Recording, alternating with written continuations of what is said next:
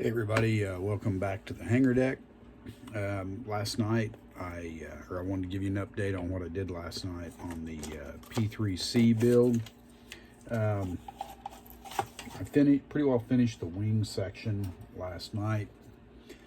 Pulled the tape on the yellow leading edge. I think we talked about that yesterday, or on the last update. Still have all the tape on the non-skid. That's just tape that hasn't been painted over. All of that will get pulled off after I put the gloss coat on. I don't want to gloss coat the non-skid. I neglected to show you a couple of details on the bottom of the wing the other day. And this little item right here, this little protrusion, was actually an antenna, and I'm sorry to tell you, I don't remember what it was, but I don't know. Right there's a small hatchway right there, or what looks like a hatchway right there on the back of that boat there, that antenna. And that was the access way, as I recall. That was the access way to fuel tank 5. And fuel tank 5 was a center fuselage fuel tank. It wasn't really big, but it was unique in that it had a bladder in it. And it was the only fuel tank in the P3 that had a bladder. Other fuel tanks the P3 was a wet wing aircraft, so this whole wing here was pretty much a fuel tank. There was fuel tanks here, and I think there was one here, if I remember right. And they were accessible through access panels that were removed by screws, and you could go up in the fuel tank to patch holes or what have you, because sometimes your fuel tank would leak. One thing you always hated when you're doing a daily on a P3, one of the things you always hated was when you went out underneath that wing and you smelled fuel. Because if you smelled fuel, you knew you had a leak, because you normally didn't smell fuel. And you'd look around, and sure enough, you'd see fuel running down the wing until it got to a low point, or it got enough specific gravity to start dripping off. And fuel, unlike water, kind of stains the ground, so it stayed there, and you could find it that way too. You could look for it and then look up at the wing and then follow where it was coming from. So if you had a fuel tank leak, you had to drain that tank. Then you had to open up the access panel for that tank. And then you had to flush air into that tank for, I believe it was 48 hours. Now, it actually was a shorter period of time when I first started in the Navy, but we were reminded by a technical representative from Lockheed that it had to be 48 hours. So you'd flush that tank with air for 48 hours, and then after that was finished, then you could go up, and what you would do is every joint, every rib, every stringer was sealed with a brown sealer that we used. It was, if I remember right, I think it was a 2-part sealer, if I remember right. But anyway, we'd mix that up. We'd smear that over the area that was leaking. We'd let it dry, and then we would test fuel the tank, and we'd cross our fingers and hope that we didn't have to go back up in there again. And we were really pretty good. We would seal a tank, and usually first time it was done. Tank 5, however, was a little bit different in that it was a bladder tank, and you had to go up in it to seal it. Thankfully, I never had to go up in tank 5. I'm not really claustrophobic, but I'm not really comfortable with going into areas where I feel like there might be a possibility I can't get back out. So I just avoided it. And like if I had to crawl underneath this table right now, no problem. I spent 6 days on my son's ship, sleeping in the tight bunk quarters that are on carriers, and no problem. I didn't have any issues with that. But crawling in someplace where I'm thinking there might not be able to get back out, that I'm good. We'll let somebody else do that. Anyway, moving right along. If you look right here, hopefully you can see it right, let's see, right there. There's a small rectangular hatch. Well, it's really more square than rectangular. And what that is what was known as the HSC, or Hydraulic Service Center. And what that was is that is where we accessed the hydraulic pumps and reservoirs for the aircraft. There was also a NAN 2 bottle up there, and I'll tell you a funny story about that on another meeting. And NAN 2 was nitrogen, but we would go every day, every daily inspection, we would pop the hatch on the HSC, and we would roll it back, and we'd get up on a little 4-foot ladder, and we'd check the quantity on both hydraulic pumps. You had to be careful when you did that, because they were actually pressurized, so you had to release the pressure before you took the top off if you had to fill it. And then we'd make sure there were no leaks. And those pumps were incredibly loud when if the aircraft was powered up, even with the APU, and they were testing the hydraulic system. So you had to wear Mickey Mouse ears if you went up in there and they were working on them. And let's see what else. You could see, if you looked aft, you could see the tubes from the sonobuoy tubes where they were loaded from the ground, and each tube got a sonobuoy in it before emission. If you look forward, you could kind of see forward into the aircraft, and you couldn't really access anything. I mean, you could sort of crawl around in there, but it wasn't very easy.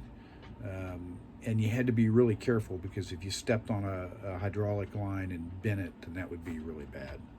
But if you looked forward, one of the things that you saw is you saw where the hydraulic lines came in and then they started going back and forth like this.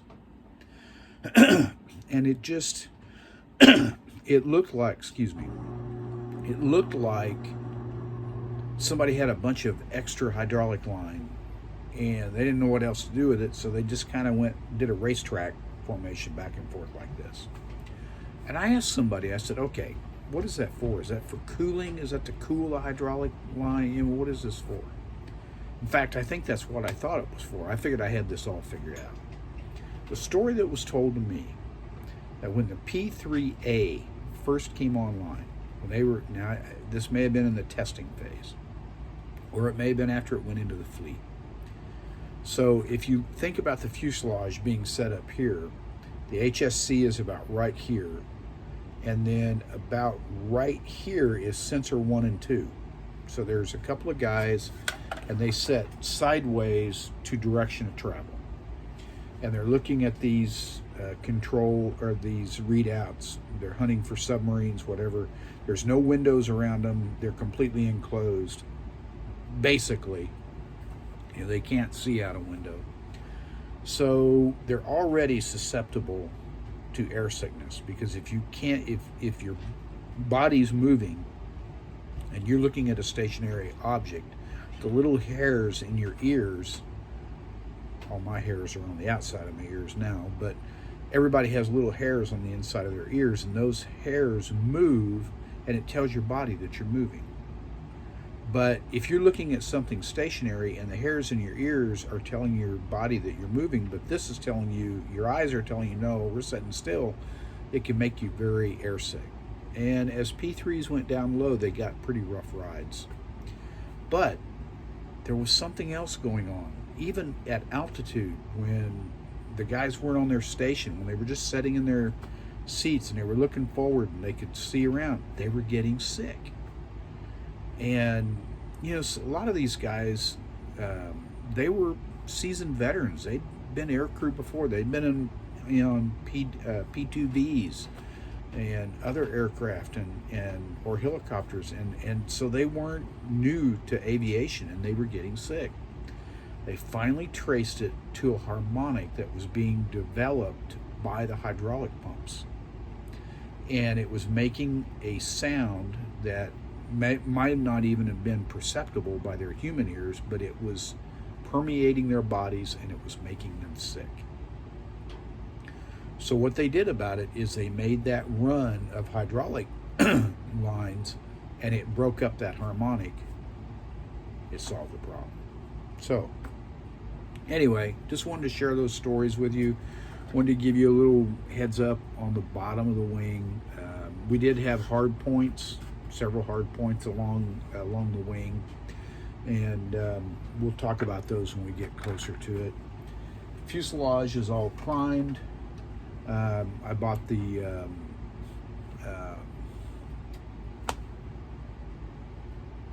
it's the stuff that you put on the window.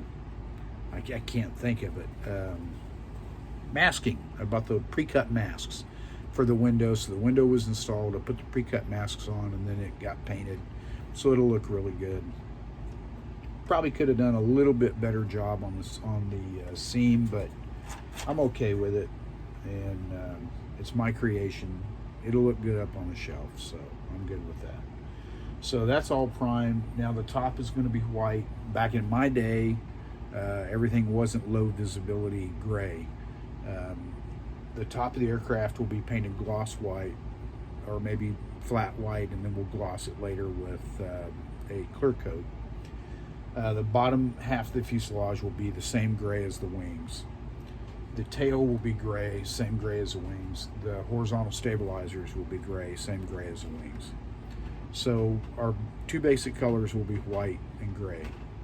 So I'll be putting on the prop warning stripe here, the sonobuoy warning stripes here, then taping that off, and then painting the primary colors on top of that.